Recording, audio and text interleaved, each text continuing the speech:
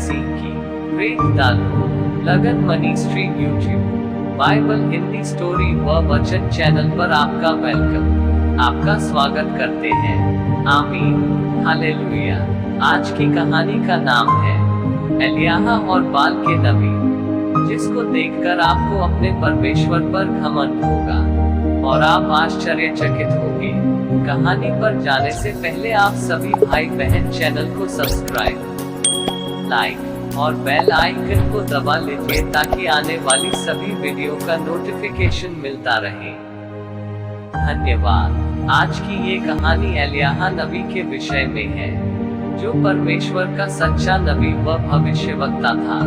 ये बाइबल में राजाओं का युग चल रहा था। उस समय इजराइल पर राजा अहाब और उसकी पत्नी इजेबल राज्य कर रहे थे। इजरायली लोग सच्चे परमेश्वर की उपासना को छोड़कर एक बाल देवता की उपासना में लगे हुए थे। तभी एलियाह नबी ने उनको फटकारा और करमेल पर्वत पर इकट्ठा होने के लिए बुलाया, और लोग पर्वत पर एकत्रित हो रहे थे। तब एलियाह टकटकी लगाए उस भीड़ को देख रहा था, जिसमें लोग पैर घसीटते हुए करमेल पहाड़ पर चढ़ रहे थे।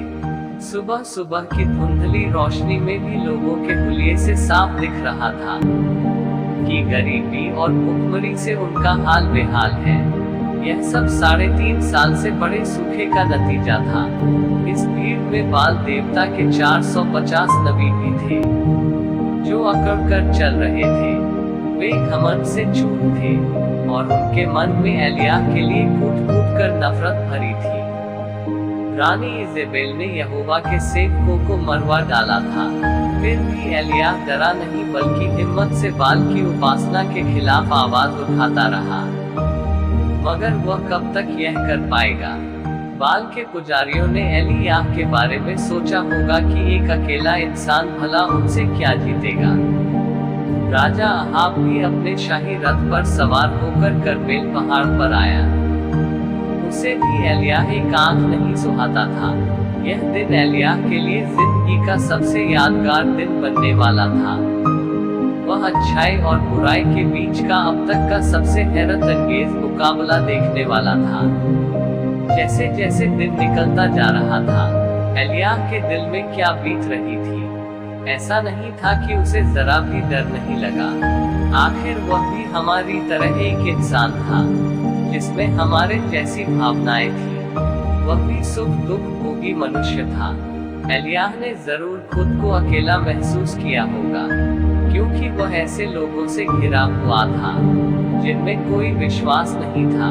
उनका राजा भी यहोवा के खिलाफ हो गया था और बाल के पुजारी हत्यारे थे। लेकिन इस्राएलियों पर यह नौबत आई कैसे? आइए हम एलियाह के विश्वास पर गौर करें और देखें कि उसके जैसा विश्वास होने से आज हमें क्या फायदा होगा। एलियाह के देश के लोगों को एक खास सम्मान मिला था, यहोवा की उपासना करने का।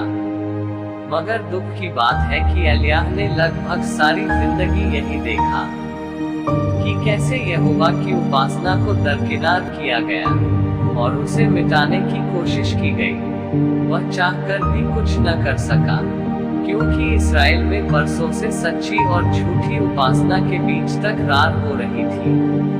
दूसरे शब्दों में कहें तो सवाल यह था कि यहोवा की उपासना की जानी चाहिए या आसपास के राष्ट्रों के देवी देवताओं के मूर्तों को पूजना चाहिए।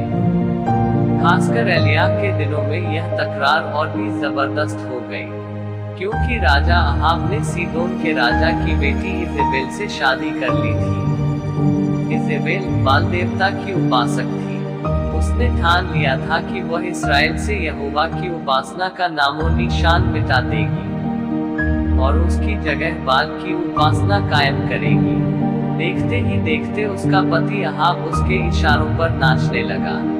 उसने बाल के लिए एक मंदिर और वेदी बनाए। पूजा करने में वह सबसे आगे रहता। इस तरह उसने यहोवा का क्रोध भड़काया।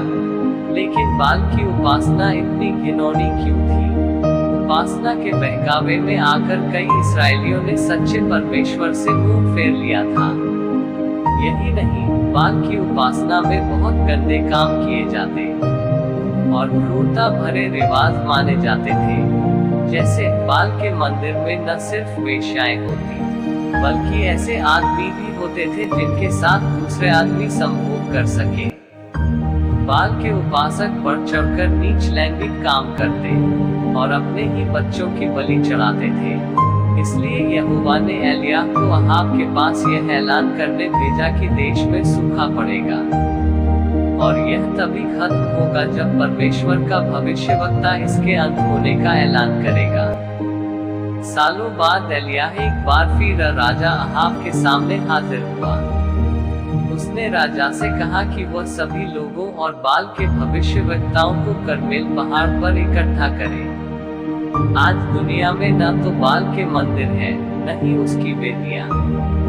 लेकिन यह सिर्फ एक बीता इतिहास नहीं है। शब्द बाल का मतलब है मालिक। यहोवा ने अपने लोगों को साफ साफ बताया था कि उन्हें सिर्फ उसे अपना बाल यानी पति मानना चाहिए। क्या आप इस बात से सहमत नहीं कि आज भी लोग सर्वशक्तिमान परमेश्वर को छोड़ तरह तरह के मालिकों की सेवा कर रहे हैं? जब वे अपनी पूरी जिंदगी पैसा कमाने, करियर बनाने, मनोरंजन करने और बदचलनी और ऐसे कई कामों में लगा देते हैं। आमीन, हालेलुया। एक तरह से कर्मेल पहाड़ की चोटी से इसराइल का खूबसूरत इलाका साफ नजर आता था।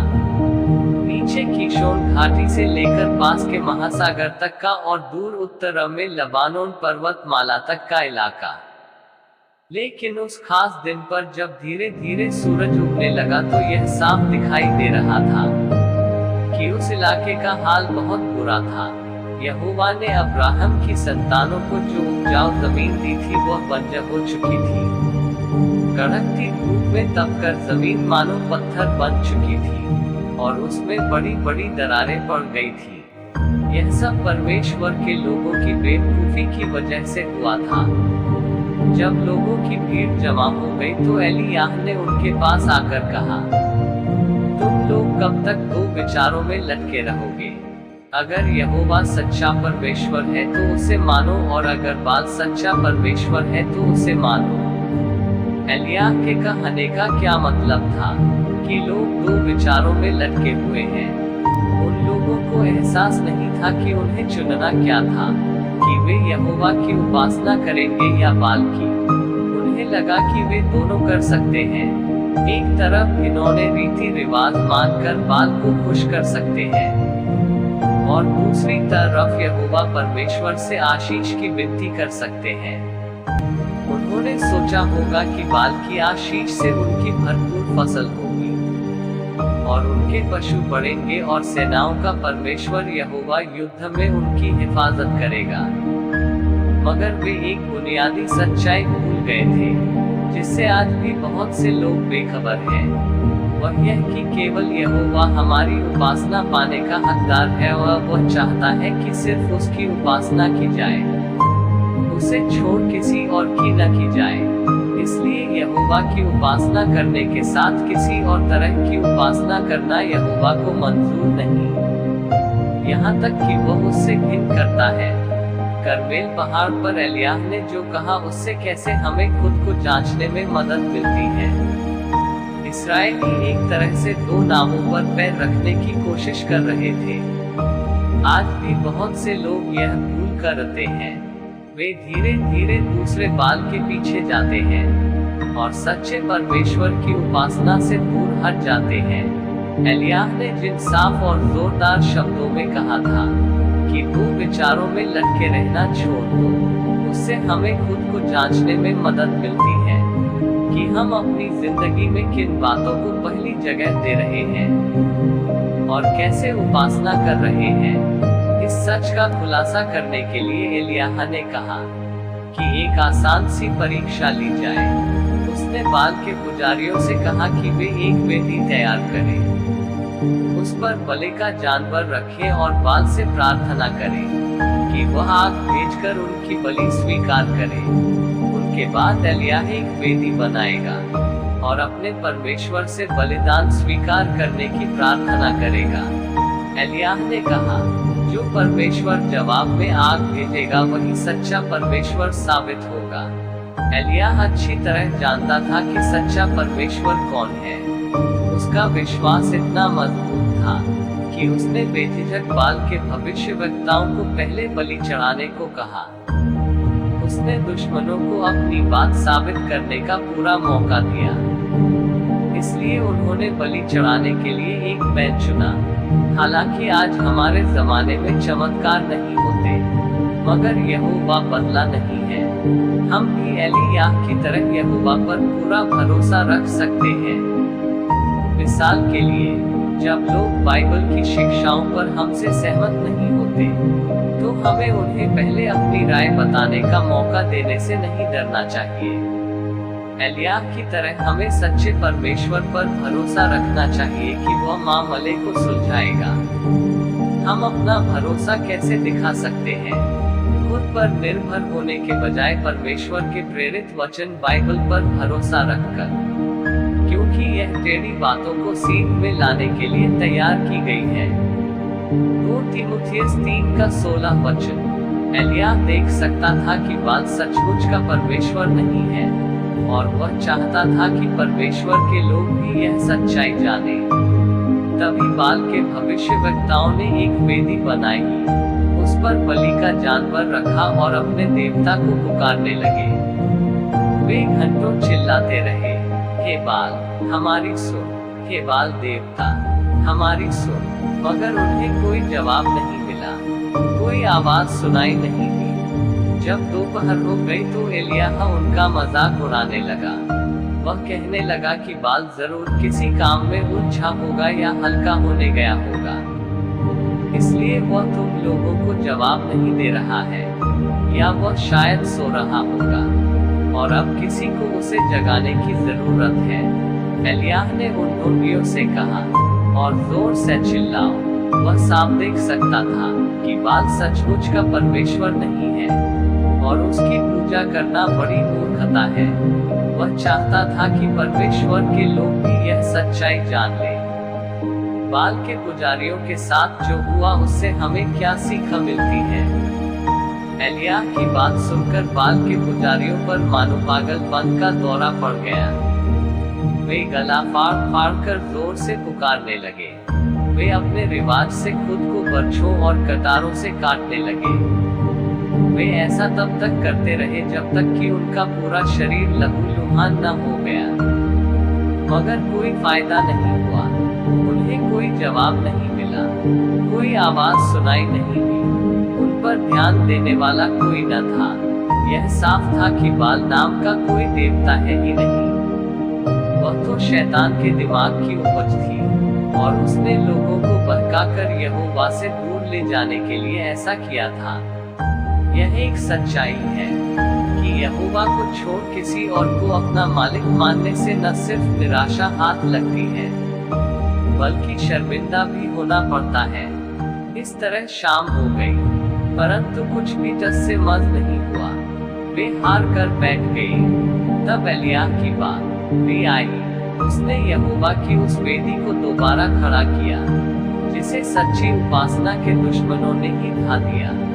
उसने यह वेदी 12 पत्थरों से खड़ी की। इसके बाद उसने वेदी पर बलि का जानवर रखा और सब कुछ पानी से पूरी तरह भिगो दिया।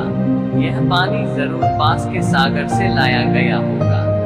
उसने वेदी के चारों तरफ खाई भी खुदवाई और उसे पानी से भरवा दिया।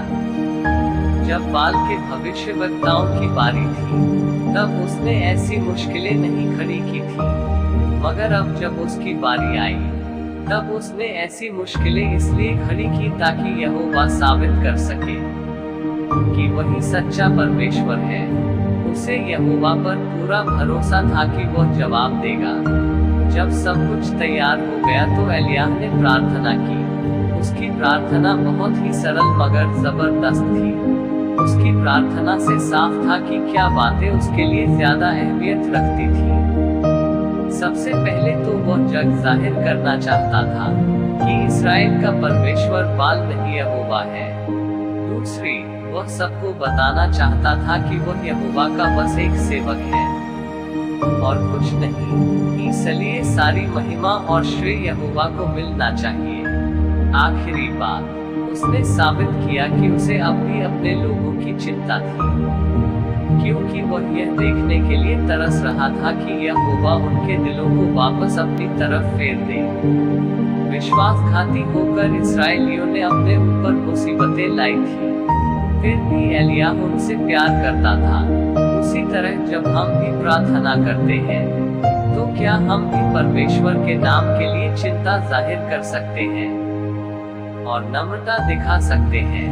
एलियाह के प्रार्थना करने से पहले लोगों ने सोचा होगा कि क्या यहोवा भी बाल के जैसा झूठा निकलेगा, मगर जवाब के लिए उन्हें इंतजार नहीं करना पड़ा। बाइबल बताती है, तब यहोवा ने ऊपर से आग भेजी और मूंगफली, लकड़ी, पत्थर, फूल सब कुछ भस्म हो गया और खाई का पानी भी पूरी तरह सूख गया। क्या ही हैरत अंगेज जवाब। यह देखकर लोगों ने क्या किया कि यहोवा ने ऊपर से आग भेजी थी। सबके सब ऊंची आवाज में बोल उठे, यहोवा ही सच्चा परमेश्वर है, यहोवा ही सच्चा परमेश्वर है। आखिरकार उनकी आंखें खुल गईं, मगर इसका यह मतलब नहीं कि उन्होंने विश्वास किया। सच पूछिए तो आकाश से आग आते देख उनका यह कबूल करना कि यहोवा ही सच्चा परमेश्वर है, विश्वास का कोई बड़ा सबूत नहीं है। तभी एलियाह ने उन्हें एक और तरीके से विश्वास जाहिर करने के लिए कहा। उसने उन्हें यहोवा के कानून का पालन करने को कहा, जो उन्हें बरसों पहले से करते आना चाहिए था। परमेश्वर के कानून में लिखा था कि झूठे भविष्यवक्ताओं और मूर्ति पूजा करने वालों को मार डालना चाहिए। व्यवस्था विवरण 13 का 5 से 9 वचन। बाल के पुजारी यहोवा परमेश्वर के कट्टर दुश्मन थे और उन्होंने जानबूझकर उसके मकसद के खिलाफ काम किया था। क्या वे दया के लायक थे? जरा सोचिए, क्या उन पुजारियों ने मासूम बच्चों पर कोई दया की, जिन्हें उन्होंने बाल के लिए आग में जिंदा जला दिया होगा? जब उन्होंने कोई दया नहीं की तो उन पर दया क्यों करनी चाहिए? वे दया के बिल्कुल भी लायक नहीं थे। इसलिए एलियाह ने उन्हें मार डालने का हुक्म दिया और ऐसा ही हुआ। इसके बजाय बाल की उपासना करने वालों को मौत की सजा देकर उसने यहोवा की तरफ से न्याय किया था। इसके अलावा सच्चे मसीही जानते हैं कि वे एलियाह की तरह दुष्टों को तलवार से नहीं मार सकते। यीशु के आने के बाद से उसके सभी चेलों के लिए स्तर बदल गए। यह हम मसीह के शब्दों से देख सकते हैं जो उसने पतरस से कहे थे, अपनी तलवार म्यान में रख ले, इसलिए कि जो तलवार उठाते हैं वे तलवार से ही नाश किए जाएंगे। मत्ती 26 का 52 वचन। भविष्य में यहोवा अपने बेटे के जरिए दुष्टों का न्याय करेगा। हर सच्चे मसीही को अपने जीने के तरीके से दिखाना चाहिए कि उसमें विश्वास है। इसका एक तरीका है एलियाह जैसे वफादार लोगों के रास्ते पर चलना। उसने सिर्फ यहोवा की सेवा की और दूसरों को भी ऐसा करने का बढ़ावा दिया। उसने बड़ी हिम्मत से झूठे लोगों का पर्दाफाश किया, जिसके जरिए शैतान लोगों को बहकाकर यहोवा से दूर ले जा रहा था।